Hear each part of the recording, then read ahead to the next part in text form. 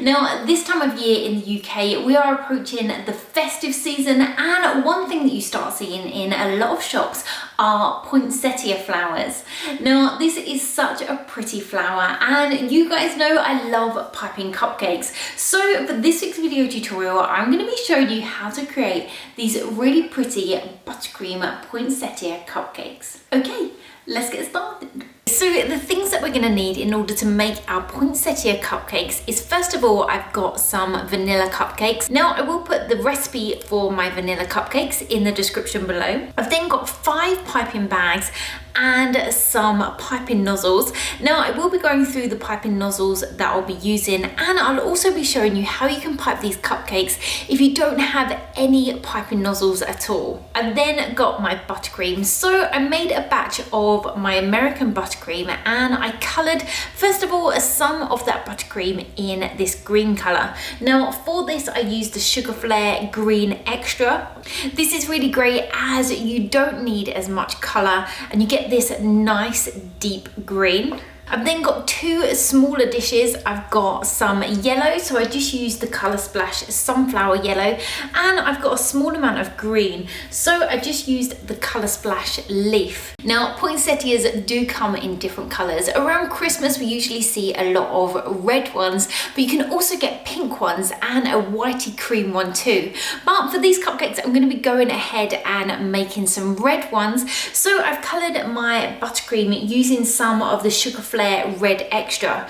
Just like the green, this is a lot more concentrated than some gel colours, so you only need a small amount. Now, if you are struggling to get quite deep colours for your buttercream, one thing you can do is just leave your buttercream for a few hours or even overnight. This is going to help those colours develop to become a lot deeper and a lot brighter. For my poinsettia, I'm going to be using 2 different sizes of leaf tip.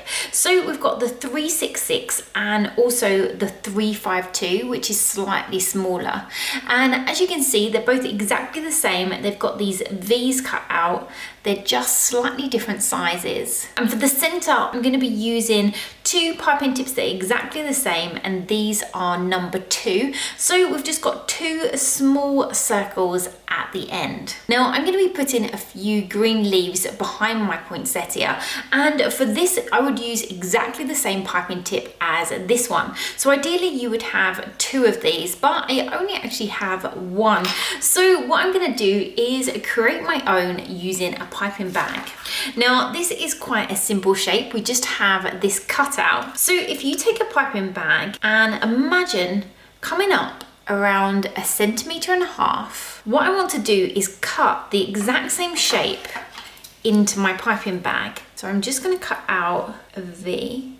So that is going to give my piping bag the same shape as my 366. Now, if you also didn't have one of the smaller ones, you just don't want to come up as far. So I'm going to come up around 1 centimeter and just cut into the bag. And you want to make sure that your piping bags are quite firm piping bags if you are going to be cutting into them. Now, with the round ends, all you need to do is snip off a really small opening at the end. So that would be how you would cut your piping bags to give you the same effects. So I'm going to fill some of my piping bags using the piping nozzles, and I will fill one of these just as we've cut it so you can see the difference. Now, you've probably seen me do this a lot. I usually use a tall glass just to hold my piping bag still while I fill it with buttercream. If you were using the piping nozzles, I'm just going to snip off the end of my piping bag, pop the piping tip in and just pull it tight to the end. So I'm just pushing that buttercream all the way to the end, and when it starts to poke out of the end of my piping nozzle, I'm just going to twist that end, keep that secure. Okay, so I've got my 5 piping bags. With the 2 number 2s, I've added the light yellow and the light green. With the 352, which is the smaller leaf tip, and the 366, which is the larger leaf tip, I've separated my red buttercream into both bags. And for the darker green, this would be the 366 piping tip, or I've just cut in the same kind of shape. Now, to show you the comparison between the piping bag and the piping nozzle, I've just grabbed some parchment paper and my flower needle. So first of all, I'll take the larger piping tip. Now I'm going to apply pressure, allow that buttercream to come out, and when my leaf is at the desired shape, I'm going to stop applying pressure and pull away. Now if you do this in one smooth motion, you're going to get a nice smooth leaf.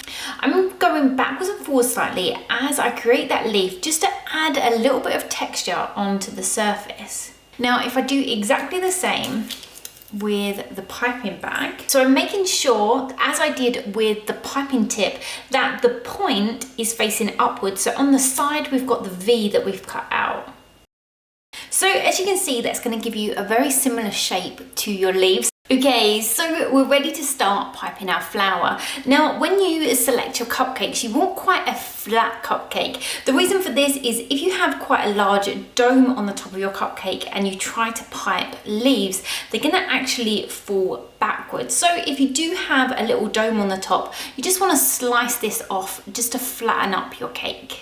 Okay, so I'm going to start with my darker green. So this would have the 366 piping tip, and I'm going to pipe some leaves that are going to sit behind my poinsettia. So just as I did in the example, I'm going to bring my piping bag backwards and forwards as I pull it away. This is going to add some texture to my leaves. I'm going to come in around 1 centimetre. So I'm going to add 4 leaves, and I've stopped just when I've come past the cupcake case.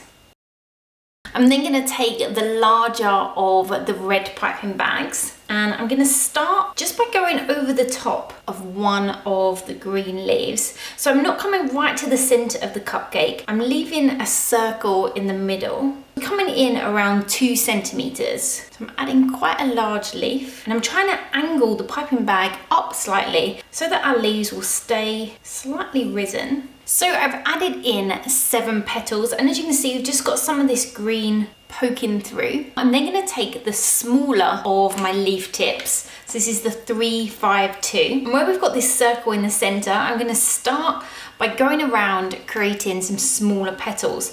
So I want to start with the piping tip in between the 2 previous ones, and I'm going to slightly angle the piping bag up again as I did before, just rocking backwards and forwards, and I've just added in 5 of my leaves.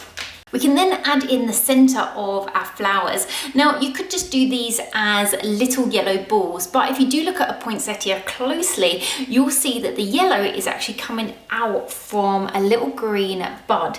So I'm going to start with the light green, and I'm going to go in and just create some little green balls. Now I'm going to keep these slightly separated as they are going to increase in size when we add the yellow. I can then take the same number 2 piping tip, but this one has got the yellow. So I'm going to pop the end of my piping tip into those green balls slightly and apply a little bit of pressure. This will allow that yellow to come out and just fill the inside of those balls. So here we have the finished poinsettia cupcakes. Now I just love how pretty these look on the top of cupcakes, but you could also pipe them and add them onto larger cakes too. I've also piped them in red, but don't forget you could also use pink or even a creamy white.